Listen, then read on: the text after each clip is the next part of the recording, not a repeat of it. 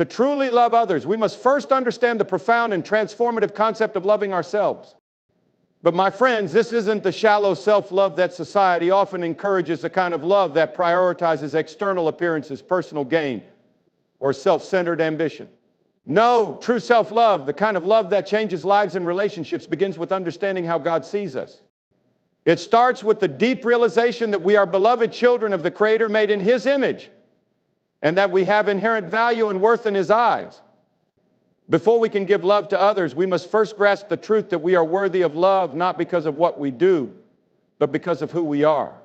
In Genesis 1:27, the Bible tells us that God created mankind in His own image.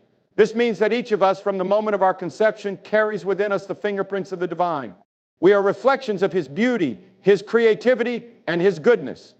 This is not a truth we should take lightly. God did not make a mistake when He created you.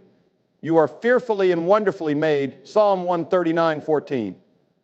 Your life has purpose and you have a place in this world. Loving yourself through God's eyes begins with accepting this fundamental truth. You are worthy of love simply because you are a creation of God. This is a truth that transcends your failures, your mistakes, your shortcomings, or even the things you may dislike about yourself. In the eyes of God, you are precious and irreplaceable. When you truly internalize this, you can begin to love yourself in a way that is not dependent on external validation or approval. You do not need to seek out the world's standards of beauty, success, or perfection. Instead, you can rest in the assurance that you are loved and cherished just as you are. The love of God for us is unconditional. Unlike the love that the world often offers, which can be fleeting and conditional, God's love is everlasting. This is the love that is not based on performance or behavior, but on His grace and mercy. When we begin to understand this, we can let go of the need for approval from others. And we no longer need to measure our worth by how others see us. We can let go of the fear of rejection and embrace the truth that we are already accepted, already loved, and already enough in God's eyes. This love is not passive, it's active and empowering. When you begin to love yourself the way God loves you, you no longer see yourself as someone who needs to constantly prove your worth. You begin to see yourself as someone who has been chosen, someone who has been called by name. You are not just a face in the crowd, you are known by God. This knowledge transforms the way you view yourself, and in turn it transforms the way you treat others. When you know your worth in God's eyes, you stop seeking validation through manipulation or unhealthy relationships. You are free to love others from a place of security and self-assurance. Loving yourself through God's eyes also means accepting that you are not perfect, but you are loved regardless. Many of us struggle with perfectionism, constantly striving to meet unattainable standards. We judge ourselves harshly for our failures, flaws, and limitations. But in God's eyes, perfection is not a requirement for love. God's love is not based on our ability to perform or be flawless. Instead, it is a love that reaches us in our brokenness and in our mess and in our weaknesses. It is a love that heals, restores, and transforms us. When you can love yourself in this way with the grace and mercy that God extends to you, you can extend that same love to others. You stop expecting others to be perfect, just as you stop expecting perfection from yourself. You embrace the truth that we are all works in progress, beloved and valuable in spite of our flaws. This opens up a new realm of compassion, both for yourself and for others. You begin to see yourself as a vessel of God's love, not because of your own perfection, but because of His transforming power in your life. Furthermore, loving yourself through God's eyes means taking care of yourself spiritually, emotionally, and physically. It means honoring your body, your mind, and your spirit as temples of the Holy Spirit. 1 Corinthians 6:19. To love yourself means to respect yourself, to make choices that are healthy, nurturing, and honoring of the life that God has given you. This includes taking time for rest, engaging in activities that bring you joy, and nurturing your relationship with God through prayer, worship, and studying His Word. We are often tempted to neglect ourselves in the name of helping others or in pursuit of worldly success. However, true self-love through God's eyes recognizes the importance of self-care as a way to honor God. When we care for ourselves, we are acknowledging that we are worthy of God's love and that we are called to be good stewards of the lives He has entrusted to us. You cannot pour into others effectively if you are empty. So in order to love others well, you must first ensure that you are filled with God's love and grace, taking the time to nurture your own soul and spirit. Loving yourself through God's eyes also frees you from the chains of guilt and shame. Many of us carry burdens of past mistakes, sins, and regrets, but the gospel offers us freedom. In 1 John 1:9, we are told that if we confess our sins, He is faithful and just to forgive us and cleanse us from all unrighteousness. This means that your past does not define you. Your mistakes do not dictate your worth. Through the blood of Christ, you are made new, and you are loved in your brokenness. When you begin to love yourself in the way that God loves you, you break free from the lies and the false narratives that the world tells you about your worth. You no longer have to seek validation from the fleeting things of this world. Instead, you rest in the eternal truth that you are loved and cherished by the Creator of the universe. So, my friends, let us start with ourselves. Let us look at ourselves through God's eyes full of compassion, grace, and love. When we do this, we can experience the transformative power of God's love, and we can begin to love ourselves in a way that honors Him. And from that place of love, we can go out into the world, loving others as Christ has loved us. A love with humility is to recognize that love is not a commodity to be traded or an emotion to be manipulated. It is an attitude, a state of the heart that reflects the very nature of Christ. In a world that often celebrates pride, self-assertion, and personal accomplishment, humility stands as a stark contrast. Yet this humility is not a weakness. Rather, it is the key to experiencing deep, meaningful relationships with others. Humility in love means putting others before yourself, serving others with a heart of grace, and recognizing that the love we share is not of our own making, but is a gift from God.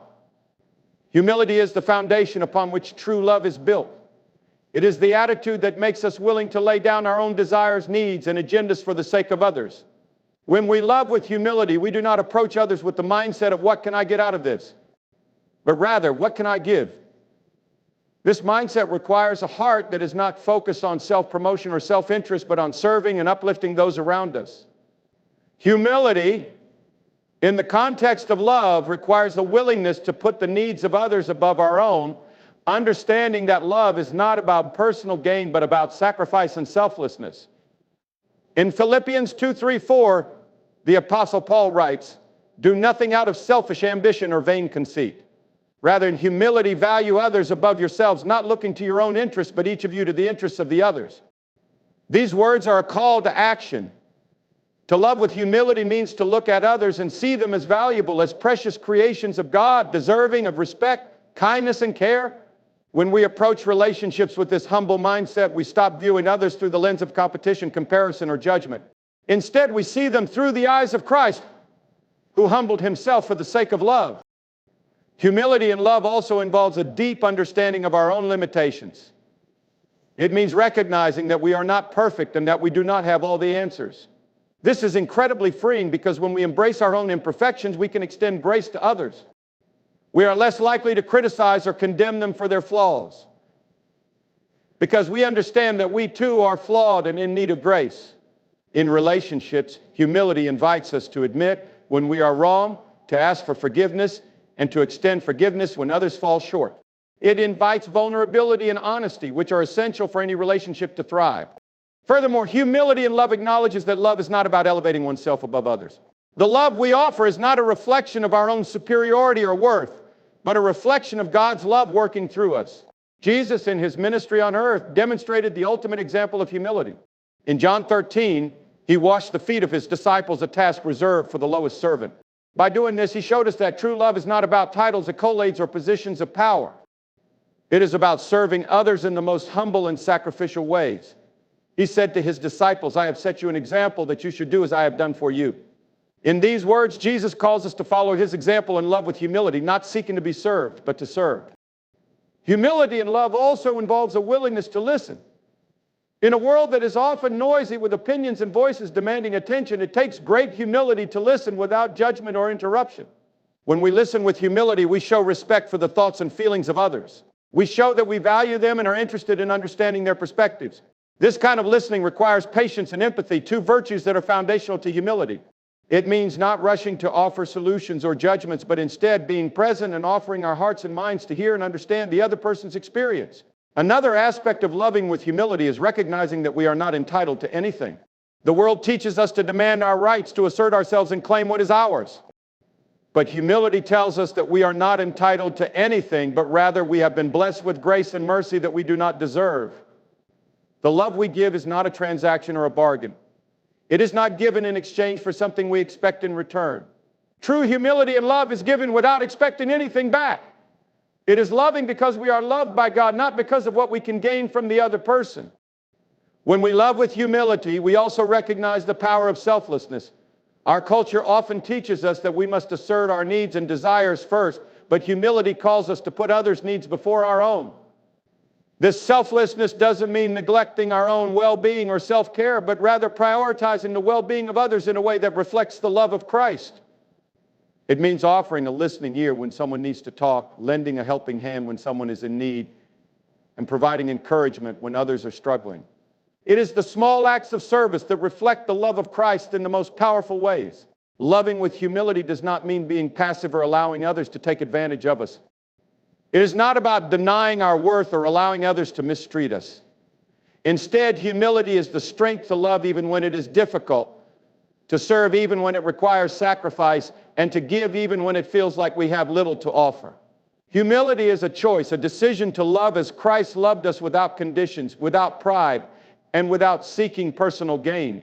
It is the willingness to be the hands and feet of Jesus in the world, serving others in love, even when it requires laying down our own desires. In conclusion, loving with humility is the cornerstone of all healthy, meaningful relationships. It transforms the way we relate to others, inviting us to serve, to listen, to forgive, and to offer grace. When we love with humility, we follow in the footsteps of Jesus, who loved us first, not because we deserved it, but because he chose to love us. And as we reflect his love in our own lives, we draw others closer to him. Humility and love is not a weakness, but a strength. It is the kind of love that changes the world, one heart at a time. True love is not something that can be rushed or forced. It is a process, a journey that unfolds gradually over time. In a world that thrives on instant gratification, the idea of patience and love may seem counterintuitive. We live in a time when technology has trained us to expect quick results, from instant messages to rapid responses and even on-demand entertainment. But love, genuine, lasting love, does not work on such a schedule. True love takes time, and it requires patience to develop, grow, and flourish. Patience in love is not just about waiting. It is about waiting with the right attitude. In relationships, whether romantic, familial, or even friendships, patience is a virtue that allows us to embrace the process rather than rushing toward an idealized end result. It means giving people the space and time to grow, to learn, and to change. When we are patient in love, we acknowledge that love is not a one-time event or a quick fix, but a journey that requires time, effort, and a commitment, nurturing it with care. The Bible speaks frequently about the importance of patience, especially in the context of love. In 1 Corinthians 13:4, we are told that love is patient, love is kind. This is not a suggestion, but a foundational principle of love itself. Patience is one of the hallmarks of true love. Love does not rush to judgment. It does not demand instant satisfaction or expect perfection right away. Instead, love allows room for growth, development, and even mistakes along the way. When we are patient in love, we learn to accept each other's flaws and imperfections. None of us are perfect. We all come with our own histories, baggage, and struggles. To love someone is to recognize that they are a work in progress. It is to see beyond their present imperfections and look with hope toward their potential. This kind of patience in love allows us to forgive, to understand, and to offer grace, knowing that growth takes time. Love that is patient does not abandon someone when they falter. Rather, it supports them, lifts them up, and helps them become the person they are meant to be. In romantic relationships, this patience becomes even more significant. Love is not simply about chemistry or attraction. It is about deepening understanding, building trust, and committing to one another over time. Relationships evolve, and both partners must be willing to grow together. It takes time to learn each other's needs, desires, and expectations. It requires patience to navigate the ups and downs and joys that come with sharing a life together. Love that is patient doesn't rush to conclusions or judgments about the other person's actions or intentions. It seeks to understand and to be understanding, recognizing that every person has their own pace at which they move forward in life. Patience also allows love to withstand the test of time. It's easy to feel infatuated or excited about a new relationship in the beginning, but that feeling doesn't always last forever. True love, however, grows stronger over time. It is not based on fleeting emotions or temporary feelings, but on a deep commitment that endures. When we are patient, we are willing to wait for that deeper connection to form. We do not rush toward immediate gratification, but allow love to develop naturally and steadily. Over time, this kind of love matures, deepens, and becomes more profound. The initial excitement may fade, but what remains is a steady, unshakable bond that is built on trust, mutual respect, and a shared commitment. In addition, patience in love helps us to be more selfless. The world often tells us that love should be all about what we can get, what we can receive. However, love that is patient is more concerned with what we can give. It takes the time to invest in the other person's happiness, growth, and well-being. Patience means that we are willing to support the other person through their challenges, to walk with them through difficult times, and to celebrate their victories as though they were our own. True love is not self-centered, but focuses on the needs of the other. And patience gives us the strength to continue giving even when things are difficult or when our own needs are not immediately met. Patience also helps us to manage expectations. It is easy to expect everything to happen quickly, but patience teaches us that love is not a quick fix. It is not something that can be rushed or forced into being. It takes time to build trust, to establish a deep emotional connection, and to create a strong, lasting bond. When we are patient, we let go of unrealistic expectations and embrace the reality of building a relationship one step at a time. We learn to appreciate the little moments, the quiet conversations, the shared experiences, and the small acts of kindness that ultimately form the foundation of a strong, lasting love. In friendships and familiar relationships, patience is just as important. Relationships with friends, family, and loved ones require time and attention. We need patience to understand their perspectives, to offer support when needed, and to be present during difficult moments. Patience in these relationships means that we are willing to listen, to learn, and to be there for each other through thick and thin. It means giving space for each person to grow, to evolve, and to become who they are meant to be without forcing them to meet our expectations or conform to our timelines. True love takes time because it is not based on external factors, but on the internal growth of both individuals involved. It is about becoming the best version of ourselves while simultaneously helping the other person do the same. It is about learning patience, practicing empathy, and embracing the imperfections that make us human. Through patience, love deepens, and the bond between two people becomes more meaningful. Relationships grow stronger when both individuals are willing to invest the time and energy needed to nurture them. In conclusion, true love is not a fleeting emotion or a quick thrill. It is a deep, enduring commitment that takes time to develop. Love that is patient understands that relationships require time to grow, to deepen, and to mature. It is about giving the other person the time and space they need to become who they are meant to be, while also allowing ourselves the same grace. Through patience, love becomes more than just an emotion. It becomes a lasting, powerful force that endures through the highs and lows of life. True love takes time, and that time spent is what makes it so precious, so worth the wait. Kindness is one of the most profound and transformative aspects of love. It is a quality that allows relationships to flourish and endure, creating an environment where trust, respect, and compassion can thrive. When we say that love is patient and kind, as we read in 1 Corinthians 13:4, we are recognizing that kindness is not just a part of love, but an essential element that sustains it. True love cannot exist without kindness, and kindness is what allows love to be expressed in ways that are nurturing, healing, and supportive. To love with kindness means to act with genuine care and consideration for others. It is the practice of choosing to be gentle, generous, and thoughtful in how we treat those around us, even when it is difficult. In a world that can sometimes be harsh and unkind, kindness is a radical act that stands in stark contrast to the negativity and divisiveness that can often characterize our interactions. Yet it is kindness that has the power to break down barriers, mend relationships, and transform lives. Love and kindness are inseparable. It is impossible to truly love someone without showing kindness, just as it is impossible to be truly kind without love in our hearts. Kindness is the outward expression of the love that we carry within us. When we love, we choose to act with kindness even when we are hurt, frustrated, or upset.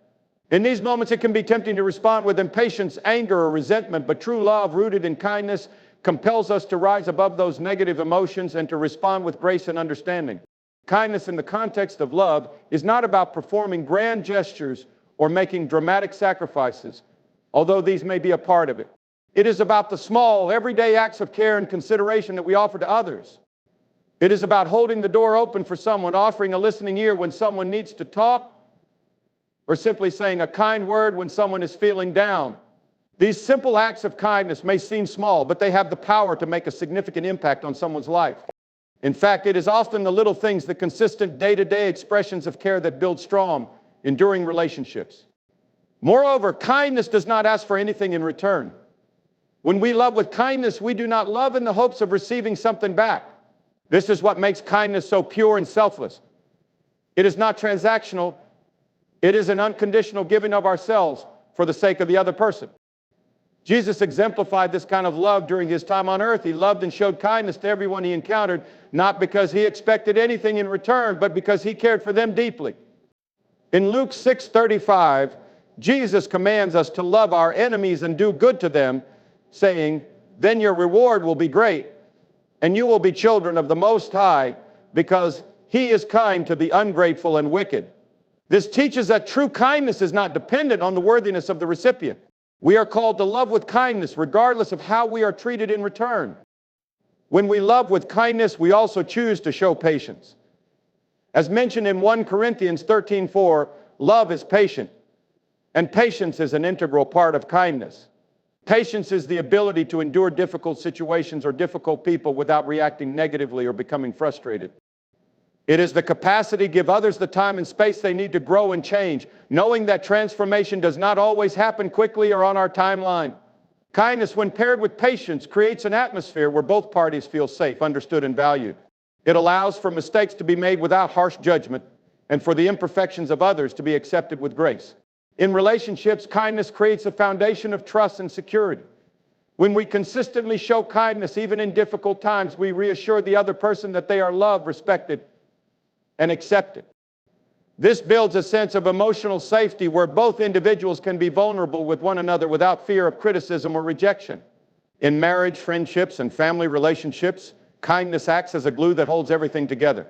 It fosters open communication, encourages mutual support, and strengthens the emotional bond that exists between two people. But kindness is not always easy. It requires effort and a willingness to put the other person's needs before our own. Sometimes kindness means choosing to forgive when we have been wronged, letting go of grudges and bitterness, and extending grace to those who may not deserve it. Other times, kindness may require us to set aside our own desires and ambitions to prioritize the well-being of someone else. In these moments, we are called to love with the same kindness that God has shown to us. He has extended his grace and kindness toward us even when we were undeserving. And in turn, we are called to reflect that same kindness in our relationships with others. One of the most beautiful aspects of kindness is its ability to heal wounds and restore brokenness. Kindness has the power to mend relationships that have been hurt by misunderstandings, conflict, or past pain.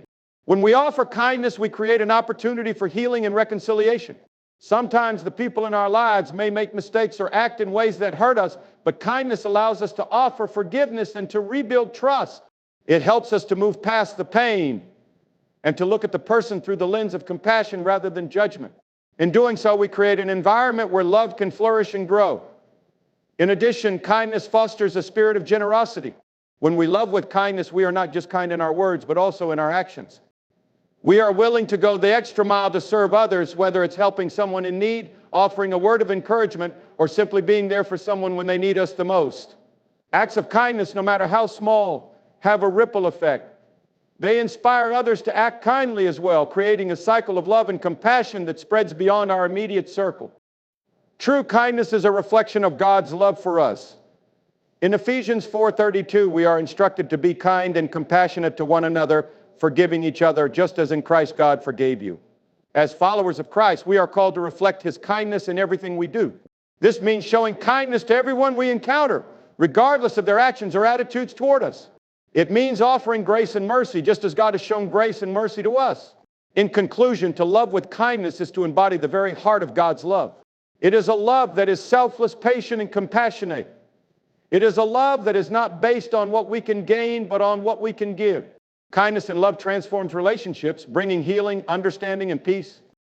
It is through kindness that we create an environment where love can thrive and where both individuals can grow, learn, and be loved unconditionally. So let us choose to love with kindness, as it is through this love that we can change the world, one small act of kindness at a time. Speaking the truth in love is one of the most powerful ways to express care and concern for others. It involves not only communicating the truth, but doing so with kindness, respect, and a deep desire for the other person's well-being. Truth without love can come across as harsh, judgmental, or even cruel, while love without truth can lead to dishonesty, confusion, and misunderstanding. Together, truth and love create a balance that nurtures healthy, genuine relationships built on honesty, trust, and mutual respect. At its core, speaking the truth in love is about being transparent and authentic while also being considerate and compassionate. In Ephesians 4:15, the Apostle Paul encourages believers to speak the truth in love. This simple yet profound instruction underscores the importance of both truth and love in our interactions with others. Speaking the truth in love requires wisdom, humility, and discernment. It is not about simply telling someone what they want to hear or avoiding difficult conversations. Rather, it is about sharing what is necessary for the other person's growth and well-being, doing so in a manner that respects their dignity and feelings. One of the challenges in speaking the truth in love is finding the right balance between honesty and sensitivity.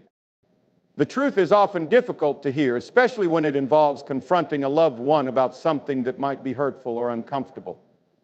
However, love compels us to speak truthfully, even when it is difficult, because we care about the other person's future, their well-being, and their growth. This means that when we speak the truth, we must be careful not to speak it in a way that causes unnecessary harm. Instead, we should aim to convey the truth in a manner that invites reflection, healing, and change, rather than shame or condemnation. The Bible reminds us that God's truth is always accompanied by love and grace. Throughout the Scriptures, we see that while God does not shy away from confronting sin and injustice, He does so with a heart of compassion, desiring restoration and reconciliation. Jesus, who is the embodiment of truth and love, often spoke the truth to people, but He did so with gentleness and empathy. In John 8:1-11, when a woman caught in adultery was brought before Jesus, He didn't condemn her, but He did tell her the truth. Go now and leave your life of sin. In this moment, Jesus confronted the woman's sin, but He did so in a way that offered her the chance to change rather than leaving her in despair or guilt. This is the essence of speaking the truth in love, confronting wrongs with the intent to heal, restore, and guide toward better choices. In relationships, speaking the truth in love builds trust. When we are honest with others, even about difficult matters, we are showing them that we value their trust and that we care enough to be transparent. Trust is the foundation of any healthy relationship, and trust is built on honesty. However, we must also be careful not to wield the truth as a weapon. Speaking the truth in love requires us to carefully consider the timing, tone, and context of our words. We should never use the truth to manipulate, control, or shame someone. Rather, the truth should be spoken with the goal of building up the other person, not tearing them down. Love motivates us to speak the truth with gentleness and patience. In relationships, especially close ones, it is easy to fall into patterns of avoiding hard conversations for fear of conflict or upsetting the other person. However, avoiding difficult conversations can lead to misunderstandings and unresolved issues that fester over time. Love compels us to address issues head on, but with humility and care. This may mean offering feedback gently, listening attentively to the other person's perspective, and being open to their feelings. It also means being willing to admit when we are wrong and to speak the truth in a way that is not self-righteous or condescending, but humble and loving. When we speak the truth in love, we also show respect for the other person's dignity. Every individual deserves to be treated with respect, regardless of their actions or mistakes. Even when we need to confront someone or speak about difficult issues, we must always remember their worth and approach the conversation in a way that upholds their value as a person. Speaking the truth in love means speaking with the aim of fostering understanding, reconciliation, and growth, not of putting the other person down or making them feel inferior. This respect for others is rooted in the understanding that we are all created in the image of God and are deserving of love and kindness even when we fall short. Additionally, speaking the truth in love requires self-awareness. It is essential that we examine our own hearts before speaking to others. Are we speaking out of love, or are we driven by anger, frustration, or a desire to prove a point?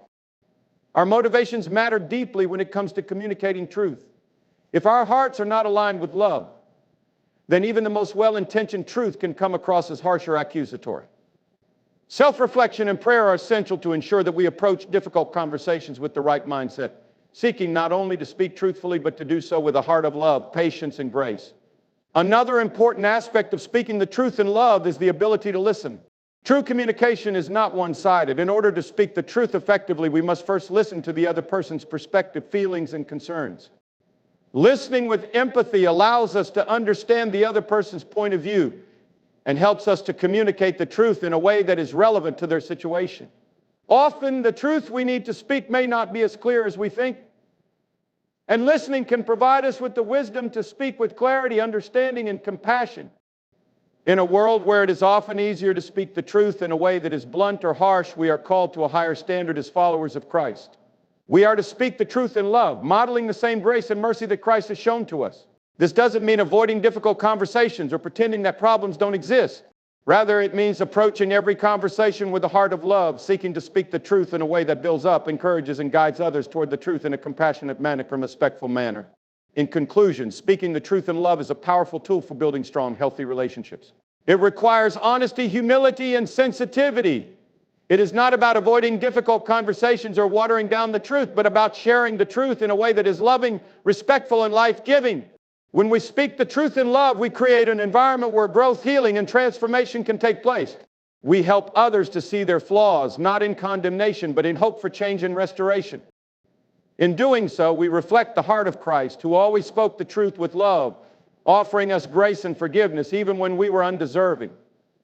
May we strive to follow his example in all our relationships. Speaking the truth in love at all times, letting God lead, is a foundational principle for those who desire to live according to his will and purpose.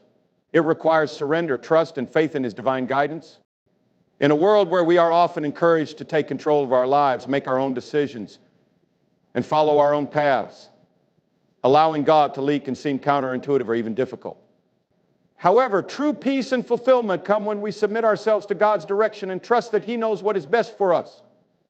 When we allow God to lead, we are acknowledging that his wisdom, understanding, and love far exceed our own, and that his plan for us is greater than anything we could ever design for ourselves.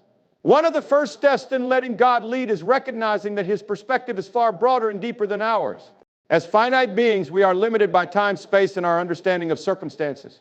We see only what is immediately before us, and often we are clouded by our emotions, desires, or fears.